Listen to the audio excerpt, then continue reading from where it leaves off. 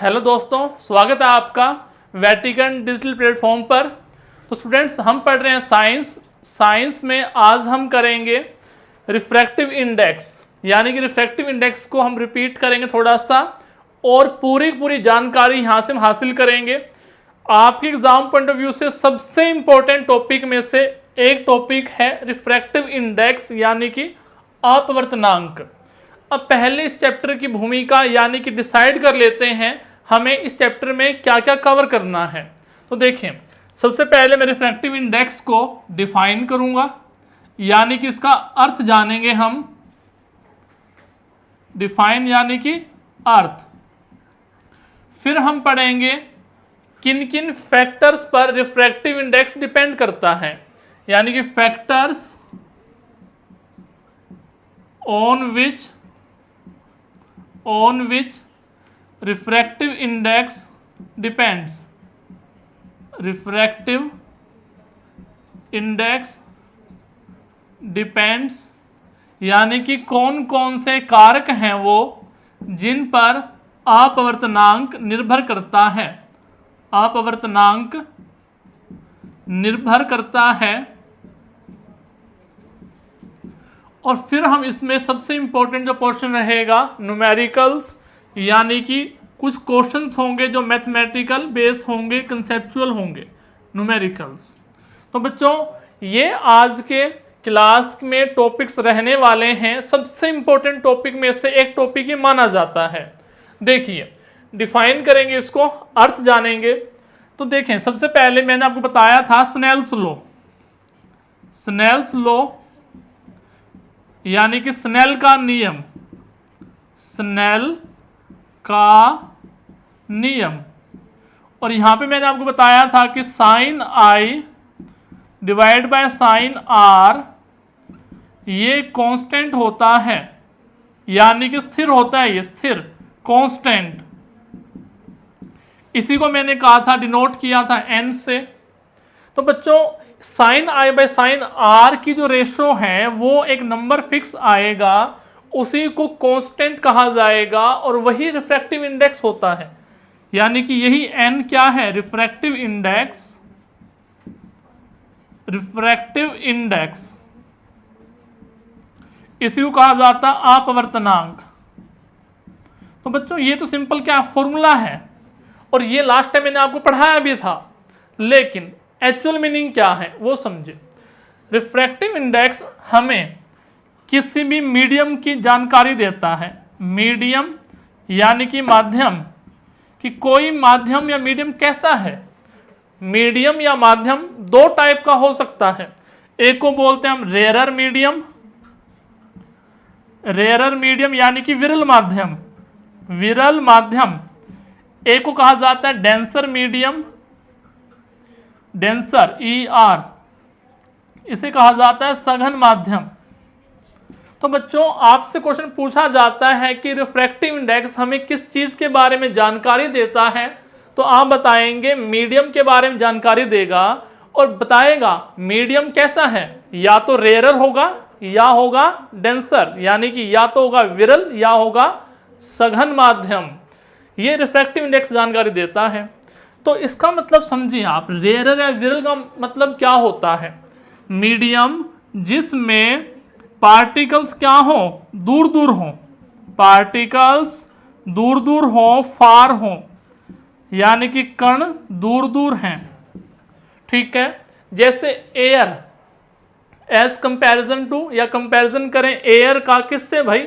Glass से, कांच से। एयर के अंदर पार्टिकल्स दूर दूर हैं, जबकि कांच यानी ग्लास में पार्टिकल्स पास पास हैं। तो डेंसर में क्या होगा? पार्टिकल्स पास पास।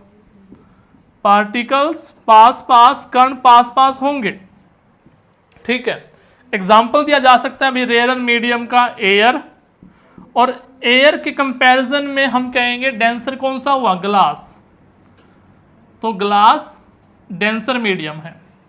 ये जानकारी हमें मिलने वाली है रिफ्रैक्टिव इंडेक्स से, अपवर्तनांक से।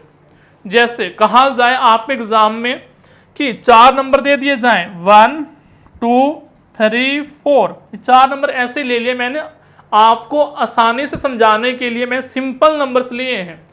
तो ये किसी फर्स्ट ऑब्जेक्ट का रिफ्रैक्टिव इंडेक्स है, ये सेकंड मीडियम का, सॉरी फर्स्ट मीडियम का रिफ्रैक्टिव इंडेक्स 1 है, सेकंड मीडियम का रिफ्रैक्टिव इंडेक्स 2 है, थर्ड मीडियम का रिफ्रैक्टिव इंडेक्स 3 हुआ, और फोर्थ नंबर का जो मीडियम है उसका रिफ्रैक्टिव इंडेक्स 4 है, यानी कि 4 है। आपसे पूछा जाए ए बी सी डी में से कौन सा सबसे ज़्यादा डेंसर है, तो आप बताएंगे 4 जो है, यानी कि डी जो है डेंसर मीडियम है, क्योंकि इसका रिफ्रैक्टिव इंडेक्स सबसे ज़्यादा है, सबसे ज़्यादा 4 जो है, ठीक है, हाईएस्ट डी नंबर है। सबसे कम किसका भाई, ए का, तो ए क्या हुआ, रेयरर मीडियम, ए होगा रेयरर यानी कि विरल माध्यम, और डी क्या होगा, डी होगा डेंसर मीडियम, डी होगा डेंसर यानी कि सघन माध्यम, ठीक है। ऐसे आप एग्जाम में बिल्कुल बेसिक क्वेश्चन आते हैं जो कि आप आंसर ऐसे दे पाएंगे, लेकिन कहानी अभी खत्म नहीं हुई है, कहानी अभी शुरू होती है, क्योंकि रिफ्रैक्टिव इंडेक्स का मीनिंग आपने अभी समझ लिया है, ठीक है। चलिए अब हम देखते हैं रिफ्रैक्टिव इंडेक्स से जुड़ी हुई और कुछ बातें, उम्मीद करता हूँ साथ साथ नोट कर रहे होंगे, और यहाँ तक आप नोट कर भी लिया होगा, साथ साथ नोट करते रहें, ठीक है। चलिए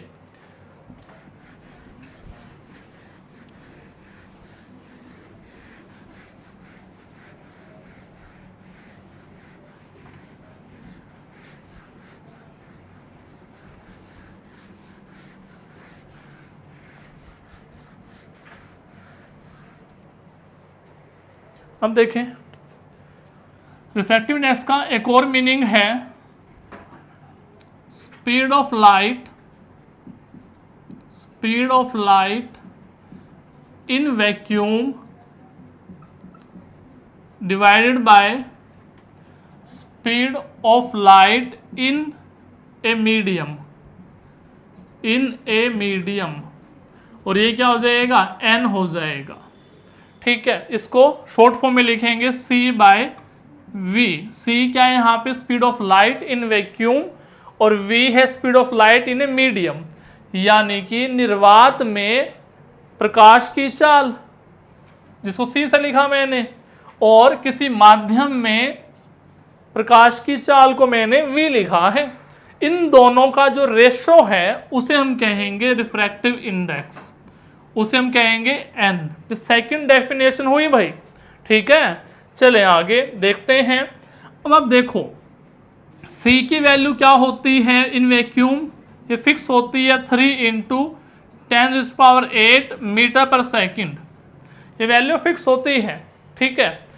अब देखा जाए जो v है, ये v, इसकी यूनिट देखें, अगर हम यूनिट की बात करता हूं तो यूनिट सेम मिलेगी, क्या मिलेगी, मीटर पर सेकंड, इकाई क्या मिलेगी, सेम मिलेगी। अगर मैं डिवाइड करूं दोनों इकाइयों को आपस में तो क्या आएगा, इकाइयां आपस में कट जाएंगी, यूनिट आपस में कट जाएंगी, तो क्या बन जाएगा, यूनिट लेस। बहुत इंपॉर्टेंट क्वेश्चन, स्टार लगाऊंगा इस पे भाई मैं, ठीक है।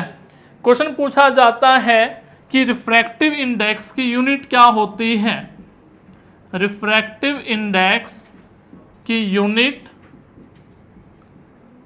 आप बताएंगे होते ही नहीं है, ये यूनिट लेस होता है, यानी कि अपवर्तनांक जो है, अपवर्तनांक, ये इसकी कोई इकाई नहीं होती, बिना इकाई के होता है ये, ठीक है भाई। अब इसी से जुड़ा हुआ नेक्स्ट पॉइंट आता है कि रिफ्रैक्टिव इंडेक्स का डायमेंशनल फॉर्मूला क्या होता है, डायमेंशनल फॉर्मूला एक बार लिख लिया जाए भाई, डायमेंशनल फॉर्मूला इसका नहीं होता है, यानी कि इसकी अपवर्तनांक की कोई विमा नहीं होती है। मैं माँ नहीं बोल रहा बच्चों, विमा, ठीक है, विमा, या बोले विमाएं इसकी नहीं होती हैं। अब बच्चों क्वेश्चन आएगा आपके दिमाग में कि सर हमें समझ में आ गया यूनिट लेस होता है रिफ्रैक्टिव इंडेक्स, डायमेंशनल फॉर्मूले का क्या मीनिंग है, विमाएं क्या होती हैं, विमाएं, ठीक है। तो ध्यान से सुनिए, जैसे मैं यहां पे लिखता हूं बच्चों वेट लिखता हूं, वेट यानी भार, ठीक है। अब वेट की यूनिट आपको यहां पे या हम ले चलते हैं मास, लेके चलते हैं मास, और क्लियर करते हैं भैया आपके लिए। मास हिंदी में बोलते हैं द्रव्यमान, मास द्रव्यमान। मास द्रव्यमान की जो यूनिट होती है वो होती है किलोग्राम, ठीक है बच्चों, किलोग्राम। ऐसे ही डिस्टेंस यानी दूरी, डिस्टेंस यानी दूरी, इसकी यूनिट होती है मीटर या किलोमीटर भाई, ठीक है, किलोमीटर या फिर मीटर लेके चल पड़ो, ठीक है। इसके अलावा टाइम, टाइम बहुत कीमती है बच्चों, टाइम खराब नहीं करना, चीज समझ रहे हैं ध्यान से। टाइम यानी समय, इसकी यूनिट होती है सेकंड, होती तो आवर भी है, ठीक है, और मिनट्स भी होते हैं, लेकिन हम सेकंड लेके चल रहे हैं। अब किसी भी फॉर्मूला को मास, डिस्टेंस और टाइम की फॉर्म में लिखना डायमेंशनल फॉर्मूला कहलाता है। किसी भी फॉर्मूले को द्रव्यमान, दूरी और सेकंड की फॉर्म में लिखना विमाय कहलाता है। अब एक दो करके देख लेते हैं, फिर आपके डाउट्स यहां पे क्लियर हो जाएंगे। तो देखें आप कि डायमेंशनल फॉर्मूले का एक्चुअल मीनिंग क्या होता है।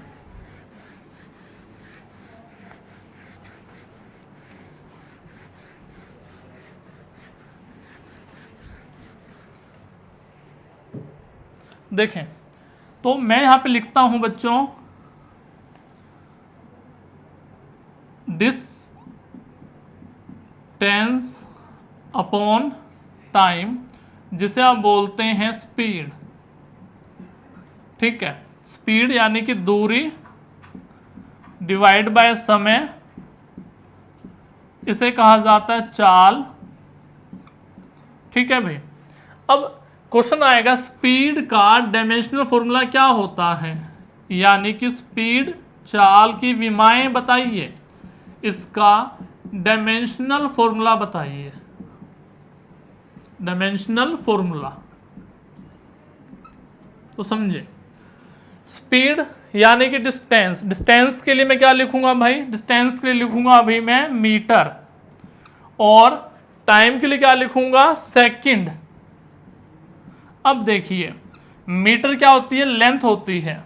मीटर किसकी यूनिट है, लेंथ यानी कि डिस्टेंस की यूनिट है या लंबाई की इकाई है, ठीक है। और सेकंड किसकी यूनिट है भाई, टाइम की। अब ये तो बन गया L/T, लेकिन यहाँ पे m नहीं है तो m को लिखूंगा 0, L की पावर 1 लिखूंगा और t की पावर -1। t की पावर -1 क्यों हुई, क्योंकि t की पावर क्या थी, 1 थी। ये क्या होगी, ऊपर जाके उल्टी यानी रिवर्स होगी, साइन चेंज हो गया।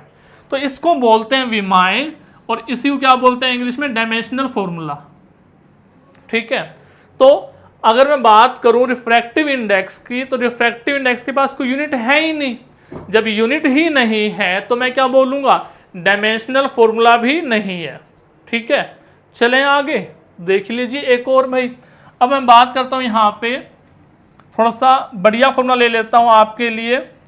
फादर जो है वो माँ के इक्वल है भाई, फादर माँ के इक्वल है आजकल, ठीक है। घर में लगे रहते हैं काम करने में भाई, जब भी छुट्टी हुई घर में काम करवाते हैं, तो फादर मदर जो है इक्वल हो गया आज के टाइम में। तो ये फोर्स का फॉर्मूला है बच्चों। ये फोर्स जो होता है मास इंटू एक्सेलरेशन, मास को बोलते हैं द्रव्यमान, ए को बोलते हैं त्वरण, ए को बोलते हैं त्वरण यानी एक्सेलरेशन। तो यहां देखिए आपसे कहा जाता है कि फोर्स का डायमेंशनल फॉर्मूला बताइए। तो देख लीजिए, मास एक तरीके से किसमें होता है, मास होता है किलोग्राम में, ठीक है भाई, मास होता है किलोग्राम में। और मास के लिए मैं लिखता हूं यहां पे m। एक्सेलरेशन जो होती है वो होती है मीटर पर सेकंड स्क्वायर, एक्सेलरेशन होता है मीटर पर सेकंड स्क्वायर। यहां पे ये मास है और ये मीटर है, कंफ्यूज नहीं होना। मास के लिए कैपिटल M लिखा मैंने, ध्यान से देख लेते हैं भाई एक बार, मास के लिए मैंने कैपिटल M लिखा है। एक्सेलरेशन होता है metre divide by second square, ठीक है। और मीटर के लिए क्या लिखूंगा, लेंथ लिखूंगा भाई L, और सेकंड के लिए लिखूंगा टाइम यानी टी स्क्वायर। ये क्या बन जाएगा बच्चों, m1 L1 t-2। तो ये किसका बन गया भाई, ये बन गया डायमेंशनल फॉर्मूला किसके लिए, फोर्स के लिए, बल का विमा बन गया। ये बल की विमाएं ये होती हैं m1 L1 t-2। ठीक है बच्चों, आया समझ में यहां तक। चलिए आगे चलते हैं हम और रिफ्रैक्टिव इंडेक्स को ही कवर करते हैं। ये यहाँ पे जरूरी हो जाता है समझाना हमारे लिए, क्योंकि इसके बिना आपको मीनिंग क्लियर नहीं हो पाता है कि डायमेंशनल फॉर्मूला क्या होता है या विमाएं क्या होती हैं। चलें आगे देखिए। तो रिफ्रैक्टिव इंडेक्स में मैंने बताया कि उसका कोई फॉर्मूला नहीं होता, मतलब यूनिट नहीं होते हैं, और डायमेंशनल फॉर्मूला भी नहीं होता।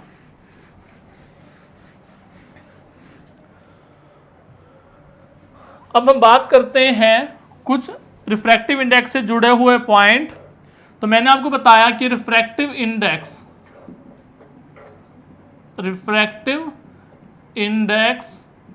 अगर ज़्यादा है तो मीडियम कैसा हो जाएगा, डेंसर, मीडियम सघन हो जाएगा, माध्यम सघन हो जाएगा।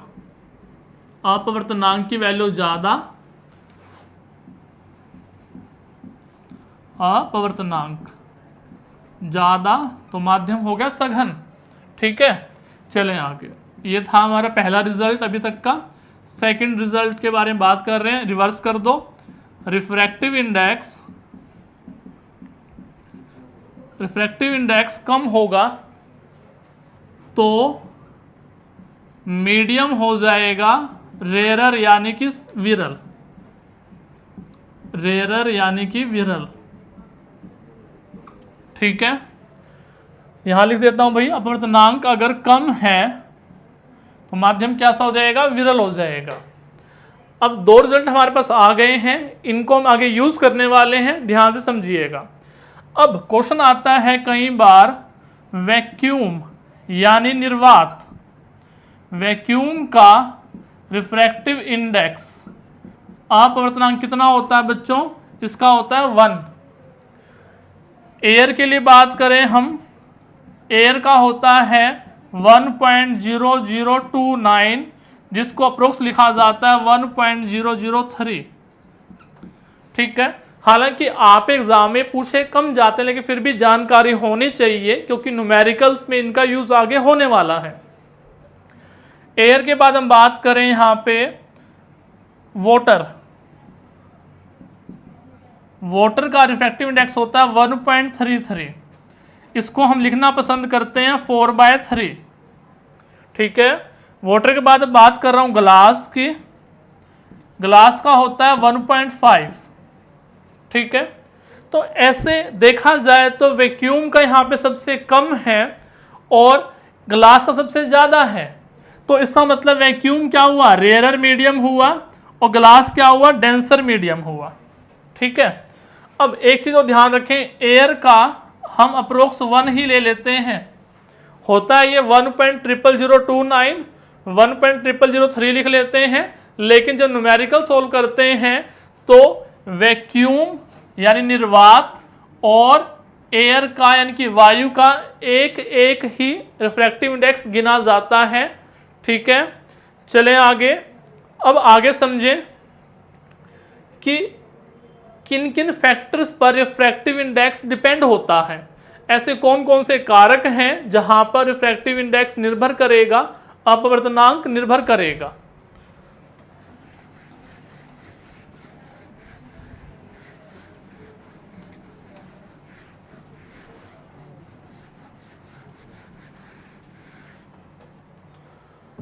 देखें भाई फैक्टर्स, तो पहला फैक्टर लिखूंगा अभी यहां पे मैं, मीडियम। फैक्टर्स के बारे में बात की जाए तो पहला फैक्टर मैं लिखूंगा मीडियम। और मीडियम की बात मैं पहले कर चुका हूं कि अगर मीडियम क्या हुआ भाई, मीडियम हुआ डेंसर यानी कि सघन, तो रिफ्रैक्टिव इंडेक्स क्या होगा, ज़्यादा होगा, अपवर्तनांक की वैल्यू क्या होगी, ज़्यादा। ठीक है, और अगर मीडियम हुआ रेयरर तो क्या बोलूंगा, रिफ्रैक्टिव इंडेक्स क्या होगा भाई, कम होगा। रिफ्रैक्टिव इंडेक्स कम होगा, ठीक है, अपवर्तनांक कम होगा। ये पहला केस था। Second case, second factor, second factor की बात करूं तो मैं बोलूंगा टेम्परेचर, टेम्परेचर यानी कि तापमान। तो अगर टेम्परेचर ज्यादा है, टेम्परेचर अगर ज्यादा है तो क्या होगी भाई, एयर वार्म हो जाएगी। एयर जब वार्म होगी तो पार्टिकल्स क्या हैं, दूर दूर हो जाएंगे। पार्टिकल्स के बीच में गैप, पार्टिकल्स के बीच में गैप बढ़ जाएगा। गैप बढ़ेगा तो मीडियम कैसा बन जाएगा, मीडियम बन जाएगा रेयरर, मीडियम बन जाएगा रेयरर, यानी कि वो विरल माध्यम बन जाएगा। टेम्परेचर बढ़ने पर विरल माध्यम बन जाएगा। क्या आपको सर हम कैसे मान लें? सिंपल सी बात है, आप आराम से अपने घर में बैठो, दोनों साइड में अपने छोटे भाई बहन को बिठा लो, बड़ों को भी बिठा सकते हो। क्या करो, दो गर्म चिमटे ले लो, गर्म चिमटे, ठीक है, गर्म चीज़ें ले लो आप, और भाई बहन को पास बिठाओ, दोनों को टच करा दो। गारंटेड कह रहा हूँ, आपके पास बैठेंगे नहीं, दूर भाग जाएंगे। दूर भागेंगे मतलब क्या है, चीज़ें गर्म होने पे क्या हैं, भागती हैं, ठीक है, चीज़ें गर्म होने पर दूर हो जाती हैं, ठीक है, कोई बात क्लियर। ऐसे ही अगर आप एसी वाले रूम में बैठे हैं, भाई बहन गर्मी में हैं, तो क्या होगा, आपके भाई बहन भी आपके पास आएंगे। यानी कि जब चीज़ें ठंडी होती हैं तो जो कण पार्टिकल्स हैं वो पास पास आ जाते हैं। इसी का तो यूज़ कर रहे हैं हम अब, ठीक है। चलो टेम्परेचर वाला समझ में आ गया। अब टेम्परेचर का सेकंड केस और लेके चल रहे हैं। टेम्परेचर अगर घटेगा तो एयर क्या हो जाएगी, एयर हो जाएगी कोल्ड, यानी कि ठंडी हो जाएगी। और इस केस में क्या होगा, जो गैप है पार्टिकल्स के बीच का, गैप क्या हो जाएगा, कम हो जाएगा। और मीडियम कैसा बन जाएगा, डेंसर, डेंसर यानी कि सघन माध्यम बन जाएगा। तो इस प्रकार आप बता पाते हैं टेम्परेचर के बेस पे कौन सा मीडियम रेयर बनेगा, कौन सा डेंसर बनेगा। चलिए थर्ड पॉइंट की ओर बढ़ते हैं। अब हम थर्ड पॉइंट लेके चलता हूं यहाँ पे, वेवलेंथ। हाँ जी, वेवलेंथ समझ में आया। तरंगदैर्घ्य, तरंगदैर्घ्य को क्या कहते थे, हाँ जी सोच लिया मन में, तरंगदैर्घ्य को कहते थे हम लैम्डा, ग्रीक वर्ड है ये लैम्डा, ठीक है, ग्रीक भाषा से चुरा रखा हमने तरंगदैर्घ्य। अब देखो पहला पॉइंट आप सबने नोट कर लिया होगा, इसे मैं हटा देता हूं एक बार, तो थर्ड पॉइंट को प्रॉपर एक्सप्लेन कर पाऊंगा। देखें पॉइंट नंबर थर्ड में तरंगदैर्घ्य यानी कि वेवलेंथ। आपको पता है कोड विबग्योर, एक पता है कोड, उसका नाम क्या है, विबग्योर। विबग्योर में देखा जाए ये 7 रंगों का एक कॉम्बिनेशन है। 7 रंग मिले हुए, violet, indigo, blue, green, yellow, orange, red, ठीक है, 7 रंग हो गए ये। यहाँ पे वायलेट है, लास्ट में है रेड कलर। सिंपल बात ये है। अगर मैं वायलेट से रेड की तरफ जाऊंगा तो वेवलेंथ यानी कि तरंगदैर्घ्य क्या होगा, इंक्रीज होगा, तरंगदैर्घ्य इंक्रीज होगा। और आप याद क्या रखें, रिफ्रैक्टिव इंडेक्स और तरंगदैर्घ्य ये क्या है, इनवर्स रिलेशन में है, उल्टे चलते हैं दोनों, ये उल्टे, इनवर्स रिलेशन उल्टे चलेंगे। यानी कि अपवर्तनांक की वैल्यू बढ़ेगी, अपवर्तनांक की वैल्यू बढ़ेगी तो लैम्डा की वैल्यू क्या है, घटेगी, लैम्डा की वैल्यू घटेगी। अगर लैम्डा की वैल्यू बढ़ी है, लैम्डा की वैल्यू यहाँ लगा लें, रिफ्रैक्टिव इंडेक्स की वैल्यू अगर घटी है तो लैम्डा की वैल्यू क्या हो जाएगी, बढ़ जाएगी। यानी सिंपल सी बात यहाँ पे ये करेंगे हम कि विबग्योर में वी वायलेट कलर का जो रिफ्रैक्टिव इंडेक्स है वो क्या मिलेगा भाई, वो मिलेगा एक तरीके से ज़्यादा। रिफ्रैक्टिव इंडेक्स की बात करें यहाँ पे, हाँ कम मिलेगा, ज़्यादा मिलेगा, ज़्यादा। रिफ्रैक्टिव इंडेक्स का क्या मिलेगा, ज़्यादा मिलेगा, रिफ्रैक्टिव इंडेक्स यहाँ ज़्यादा मिलेगा। और यहाँ रिफ्रैक्टिव इंडेक्स कम मिलेगा। ये भी एक रीज़न है कि जो लाल रंग है उसका यूज़ किया जाता है डेंजरस सिग्नल्स को शो करने के लिए। जहाँ पर खतरा हो वहाँ पे इस तरीके का साइन बनाया जाता है रेड कलर में, ये खतरा है भाई, ठीक है, और दो ऊपर से हड्डी वगैरह छाप देते हैं, तो खोपड़ी, ठीक है, याद आया भाई। तो इसका मतलब क्या है कि रेड कलर का रिफ्रैक्टिव इंडेक्स कम है और वेवलेंथ ज़्यादा है, इसीलिए इसका यूज़ किया जाता है एज ए डेंजरस सिग्नल के तौर पे, क्योंकि ये जो है फैलता नहीं है, बिल्कुल डायरेक्ट पहुंच जाता है, ठीक है। हुई बात क्लियर यहाँ तक? देखें आगे।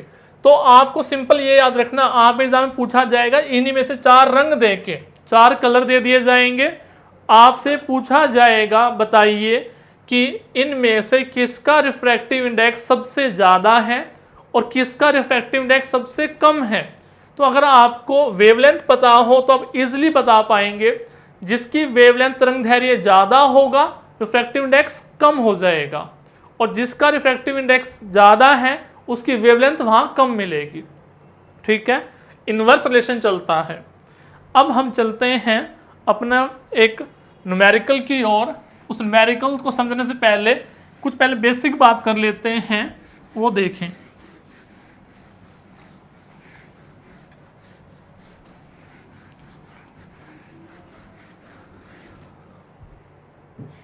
ये मान लो कोई क्या है भाई, कोई कंटेनर है और इसमें क्या है भाई, पानी पानी, ब्लू है पानी पानी।